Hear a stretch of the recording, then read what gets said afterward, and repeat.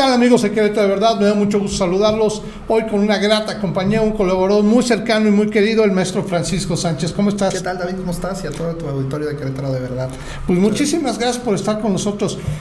Recientemente, la semana pasada, nos hiciste el favor de publicar un artículo que me llamó la atención, pues bueno, la gran atracción que tuvo, sobre todo porque habla de la educación, y habla de un documental que bueno, además el personaje que lo hizo, ¿no? Carlos Loret de Mola y el director, ¿quién Juan era? Rulfo.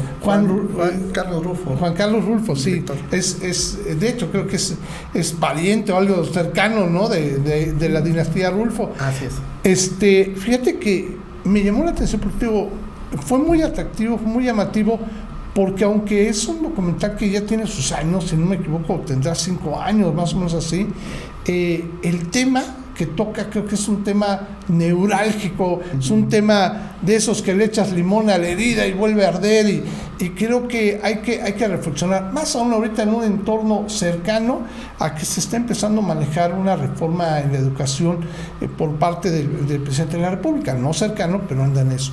Yo quiero que nos platiques de Prisma Político, que es tu artículo, tu columna que nos haces el favor de compartir, el tema de, ¿cómo se llama el documental? De Panzazo. De Panzazo, exactamente. Por favor, coméntanos acerca. Fíjate que, bueno, ahorita con el regreso a clases, después de venir de una pandemia de 2 años, creo que las condiciones de la educación se reflexionaron en este momento que se regresa nuevamente a clases.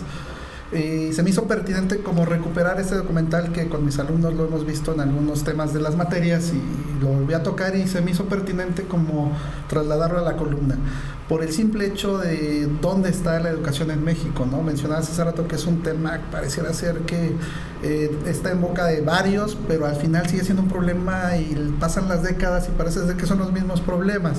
Y se me hizo pertinente, más allá del debate si es documental, por los personajes que lo hacen, si tiene o no esa aportación académica que esperábamos, pero creo que pone de manera nodal en 3 puntos esenciales, y eso es lo que a mí me llamó la atención del documental: el papel de los maestros, el papel de gobierno con la Secretaría de Educación y precisamente los padres de familia, ¿no? Claro. Cómo en este regreso a clases ellos ya vivieron 2 años de esta pues estar en casa con los alumnos y tratar de mediar ese vínculo educativo con ellos mismos, ¿no? Hay un punto ahí que te quería comentar, que leí dentro de tu artículo, que me llamó muchísimo la atención, cuando encuestan a los padres con respecto a cómo sentían la educación de los hijos, y todos consideran que está bien la educación, ¿no? Y eso llama la atención porque pues no está bien la educación. Entonces hay mucha pues condescendencia, hay mucha tranquilidad con respecto de cómo están aprendiendo los hijos, ¿no? Así es. Insisto otra vez, creo que este regreso a clases marcó esa reflexión de los padres, ¿no? De dónde está el punto nodal, qué les tengo que enseñar. Había muchos comentarios o molestias de yo soy el maestro, ¿por qué les tengo que enseñar? Creo que fue una situación excepcional, pero realmente el papel de los docentes en el aula es muy significativa. Y ahí precisamente muestra pues el papel de los maestros, ¿no? La queja de capacitación, si les hacían examen o no les hacían examen, pero más allá yo creo que es un punto importante, ¿no? Y el otro parte también en los papás, cuando depositan a los hijos en la escuela, pareciera ser que dejarlos afuera de la escuela es dejarlos ahí, ya no hay ninguna retroalimentación ni cuando regresan a casa ni nada. Entonces claro. Creo que es muy evidente y ahí hay muchas áreas de oportunidad que podríamos hacerlo. Yo he visto, y esto es un comentario a título personal, que es interesante, los hijos de papás que tienen menor educación, por así decirlo, no suelen crecer mucho tampoco, y los hijos que tienen papás con niveles de educación más altos, como que les suelen exigir para que crezcan. Sin embargo, en las métricas que enseñabas, que yo me quedé pero hasta espantado, la cantidad de horas que se estudia en México contra la cantidad de horas que se estudia en Corea es abismal, o sea, no estamos ni cercanos, ¿no? No, y luego fíjate este dato de Corea en los años 70, 80 estaban por debajo de México. Claro. Entonces, ¿qué hizo Corea en estos últimos 40 o 4 décadas que nos han sobrepasado en el nivel educativo? Creo que la respuesta es muy invertir en educación. Claro. ¿No? En horas de estudio, ¿no? De alumnos. Yo escuché, hay una TikToker que yo sigo muchísimo, se me hace la cosa más simpática del mundo, que es la Chinguamiga. Así se llama, no pienses que esto dice grosería. Chinguamiga, así se llama. Que es coreana.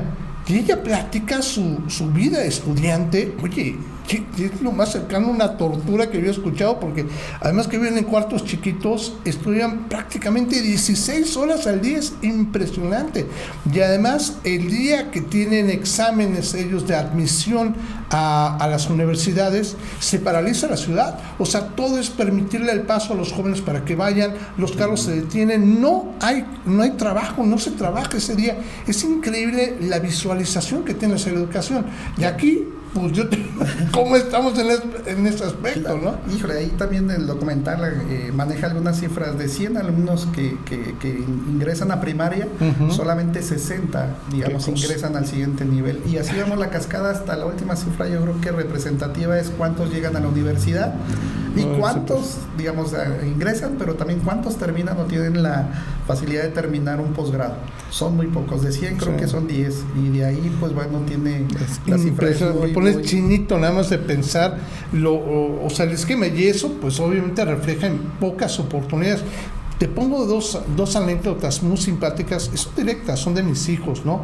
Tengo un hijo que quiso hacer el examen en la Escuela Nacional de Antropología e Historia, una escuela con mucho renombre y muy complicada. 2,000 alumnos intentan hacer el examen, solamente entran 200. Es increíble, insólito. Y solamente se gradúan, de esos 200, se gradúan 30 aproximadamente. O sea, es impresionante la forma de filtraje. O sea, ¿qué le pasa a los otros 1,800 alumnos? ¿Qué le pasa a los 270 alumnos que entran acá? O sea, son de alguna forma estar perdiendo oportunidades, ¿no? Sí, claro, insisto, te digo, las cifras por sí mismas ya son representativas, ¿no? Entonces ahí tendríamos que relacionarlas con las acciones que está haciendo el Estado, digamos, para poder cubrir la demanda. Digo, Querétaro creo que no estamos tampoco exentos de eso. Si vemos, las universidades públicas son muy pocos y la demanda, en el caso del agua, creo que hay hasta 6,000 demandantes y solamente hay 600 espacios, ¿no? Qué cosa. Entonces, híjole, pues es impresionante. Pero más allá también el asunto de remuneración, ¿no? Que sí va acorde a un asunto en que entre mejor te prepares y hay una mejor remuneración. Pero insisto, si las cifras son muy diminutivas en el asunto de los titulados y los que pueden ser un posgrado, que son los que posiblemente tengan una garantía de incrementar su ingreso, ¿dónde quedan todos los demás, ¿no? Entonces ahí vemos pues, las cifras de la población económicamente activa, pues se van a los subempleo, al asunto de empleo informal, ¿no? Claro, y bueno, y mucho más.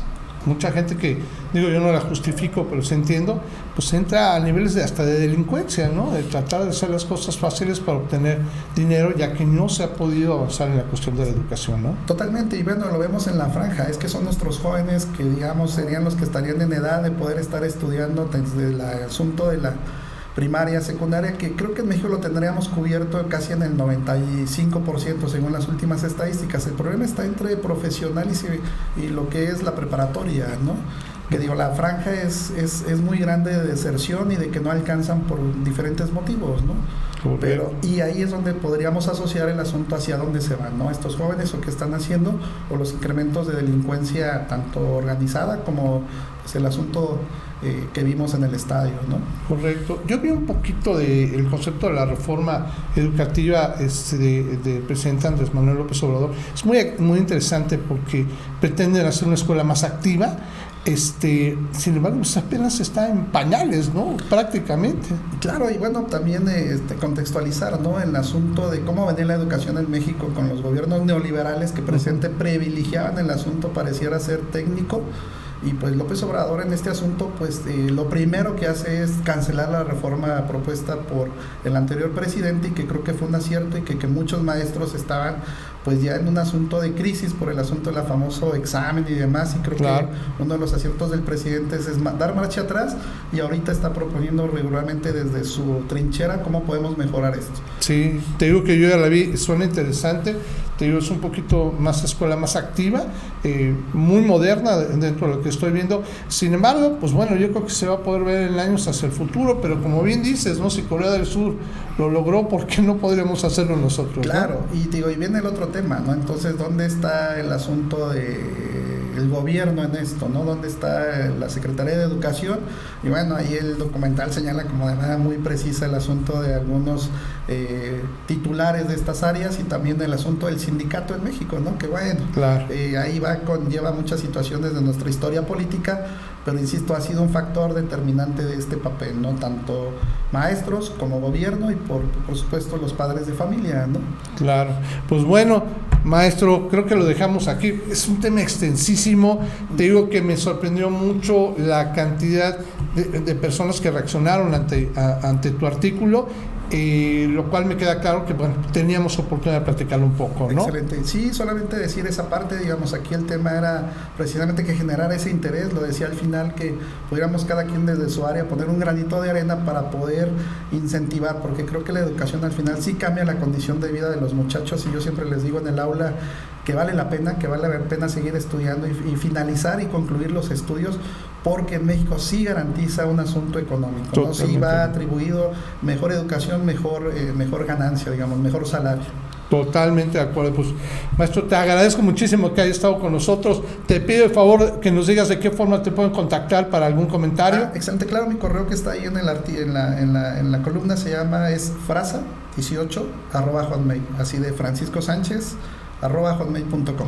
Perfecto. Y pues bueno, a todos mis amigos de Querétaro de Verdad y a nuestros seguidores, yo les pido que cualquier comentario que nos puedan hacer directamente en el video, yo con todo gusto se lo voy a compartir al maestro Francisco, que de hecho obviamente sigue y ve muy continuamente Querétaro de Verdad, pero de todas maneras cualquier comentario estoy seguro que se los responderá con mucho gusto. Y no dejen de seguirnos y poner sus comentarios a través de nuestras redes sociales y de nuestro sitio web queretodeverdad.mx. Que tengamos bonita tarde. Hasta pronto.